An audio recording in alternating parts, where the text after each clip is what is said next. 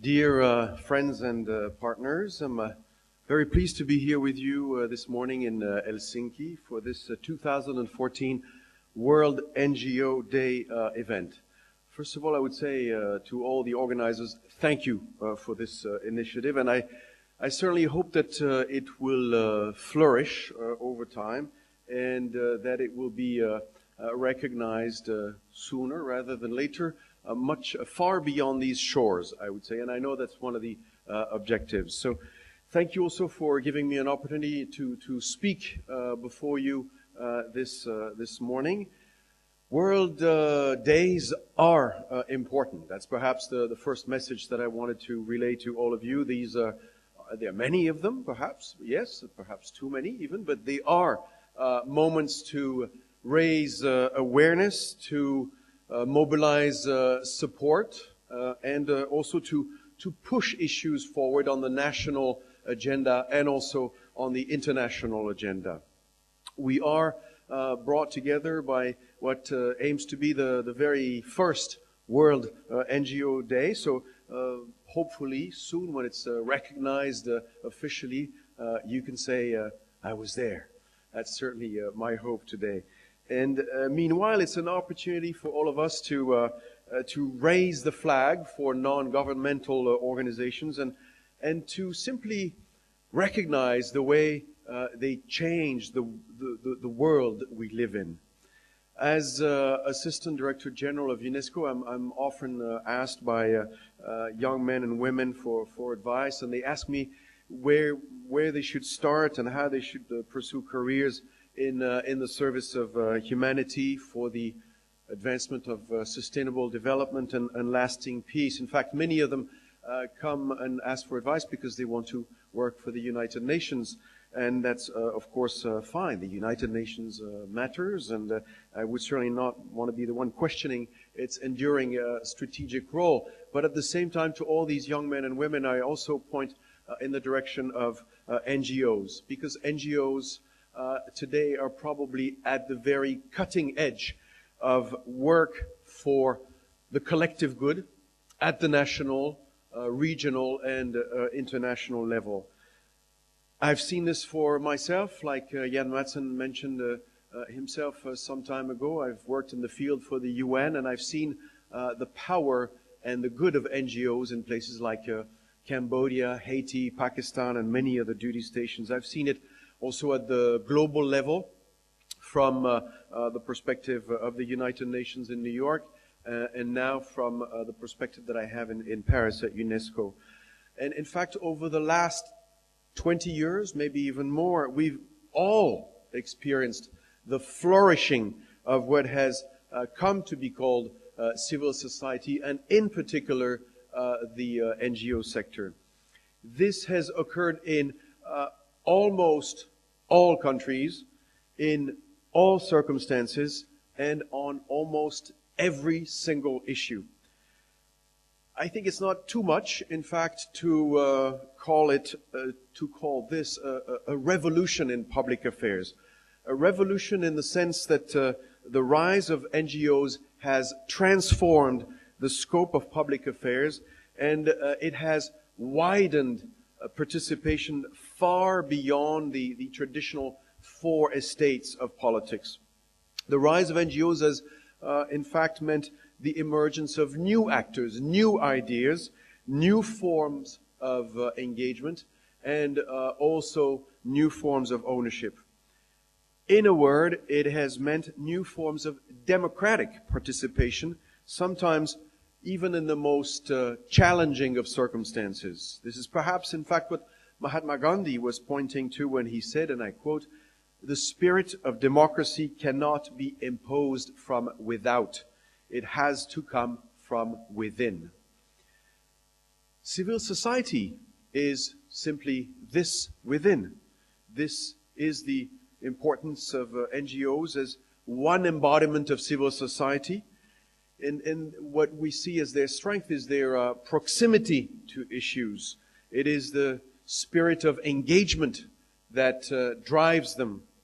It is the ideas that I've already mentioned, and also the innovation that they provide.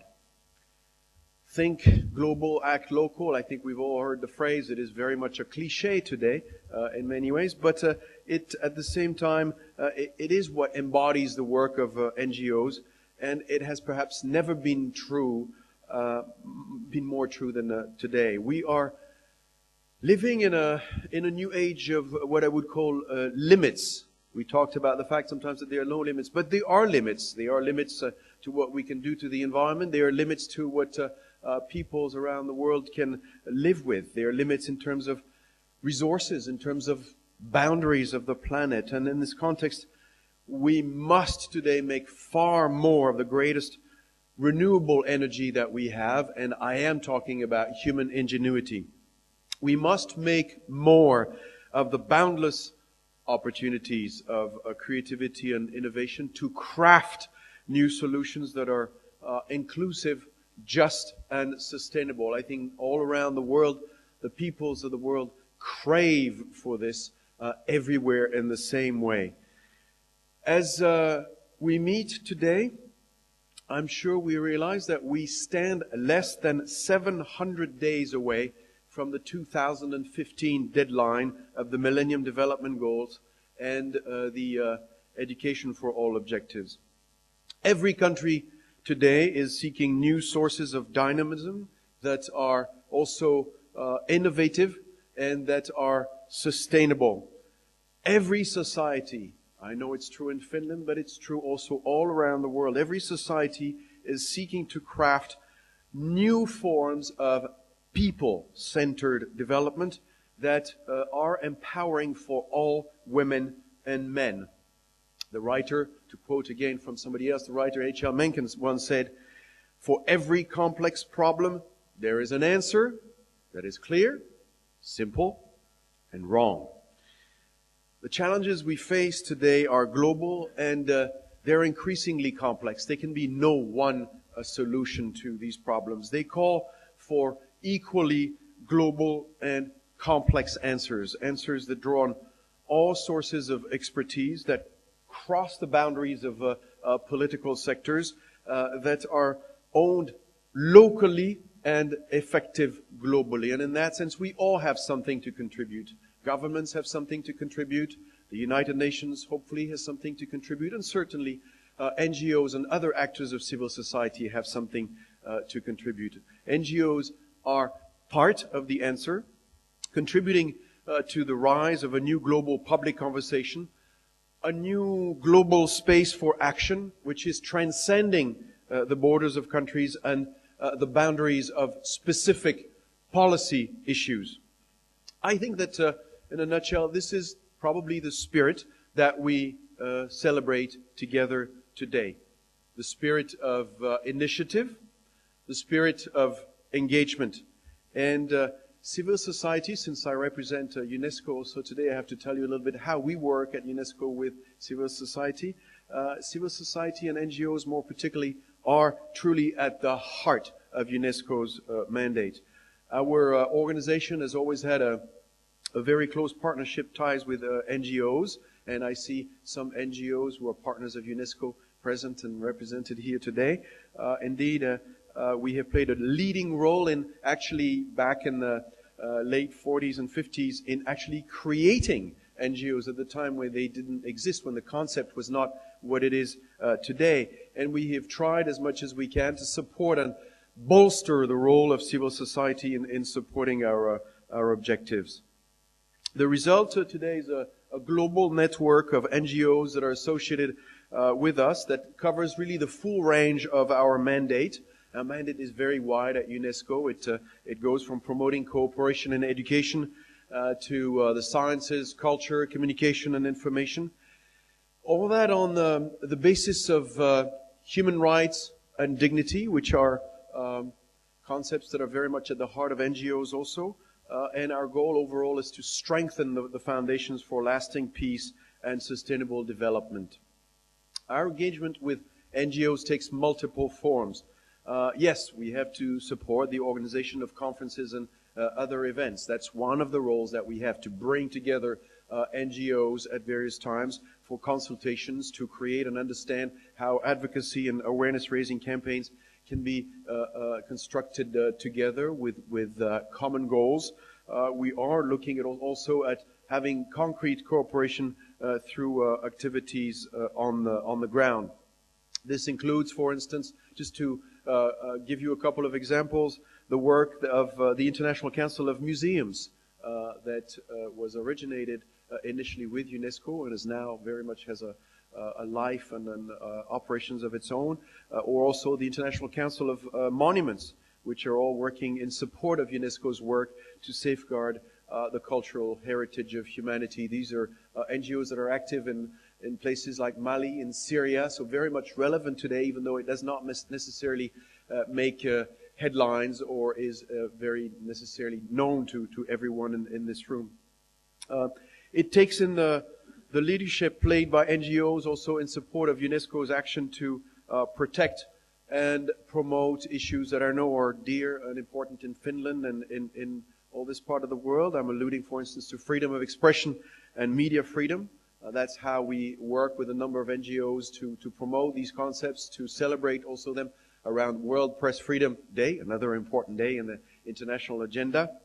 In 2013, for instance, we partnered with 22 different NGOs to lead the main World Press Freedom Day celebrations in Costa Rica.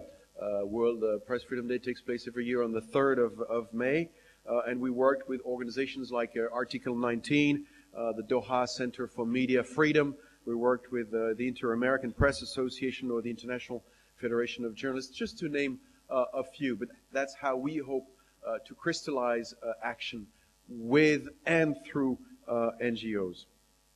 At the global level, the role of NGOs has also blossomed over the last 20 years, and UNESCO has been part of these movements, supported NGOs who are active in various important rendezvous of the international agenda. Of course, the United Nations Conference on Environment and Development in Rio de Janeiro in 1992 was one of these important moments.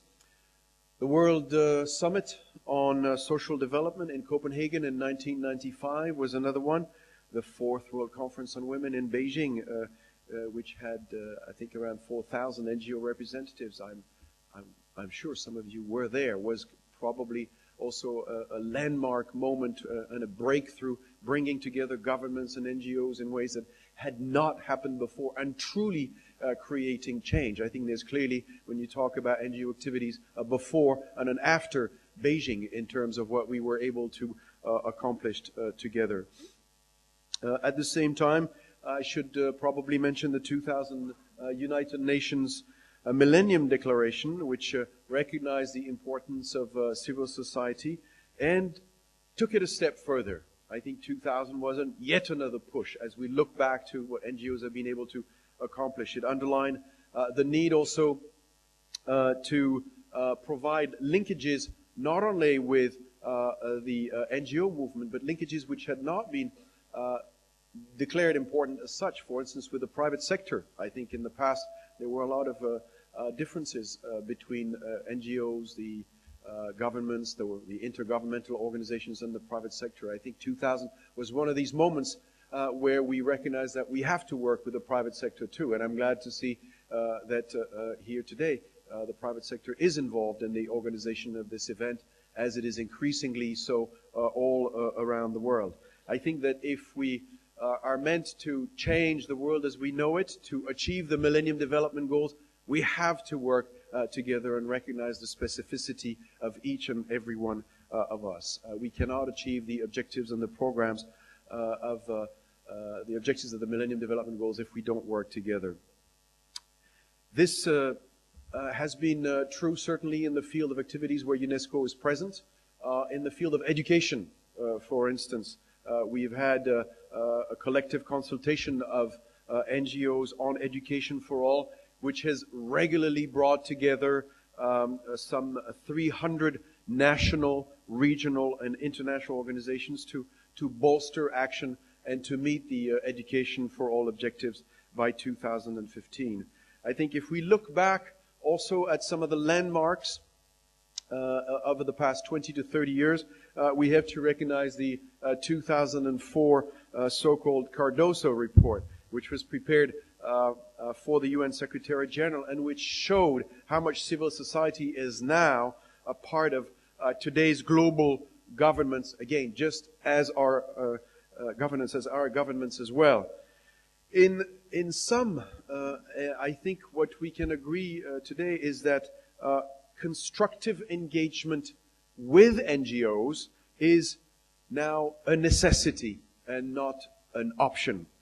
All of this is, I think, why simply this initiative of creating a World NGO Day is important, and I'm happy to support it on a personal and institutional level. The idea has come, I would say, a long way since I first met with Marcis Kadmanis and his colleagues and partners 2 years ago. I'm very glad to see that the project has deepened, has clearly gathered pace, and I believe now that it can go further, and that it will go further, provided it continues to be as inclusive as possible. I think this is one of the issues that we discussed. It must include all NGOs, and whatever their size, whatever their objectives. It must also continue to bring in the ideas and experiences of the global south. I think that if this idea and project is to go forward, it must include NGOs from other parts of the world, especially in the developing world. I think those of you who know me know that I insist constantly on this issue. Otherwise, it will not work. Provided also that it gains support from the widest possible number of countries. Finland is showing the way, but I really hope that as you carry this initiative forward, you're able also to get other countries in support, especially, again, countries from the developing world, so that it can pass the next tests. The initiative, in any case, has greatly evolved in the right direction, and I'm very glad that Marcis and his colleagues have I think, listened to the suggestions and advice that we provided. So I really look forward to supporting this initiative further, so that everyone around the world and in various fora can recognize the power of NGOs and strengthen their participation in public affairs in coordinated ways that will support effective action. This is important, very important today at this time when the international community is seeking to shape the contours of a new global sustainable development agenda that will follow 2015. You heard Minister Havisto allude to it earlier. This is what is most important right now in our common agenda. Of course, there's the day-to-day work and activities that you all have, whether it is in Finland, in the region, or beyond, but you have, I'm sure, an interest, and now is the time to mobilize for the post-2015 development agenda. It is being discussed extensively every day, from New York to the capitals of Europe and all around the world. And I think that clearly NGOs are an essential voice in this global conversation. You are changing the world in many ways, and we need to embrace this change and to move with it to shape for greater effectiveness and also for deeper sustainability. Thank you very much.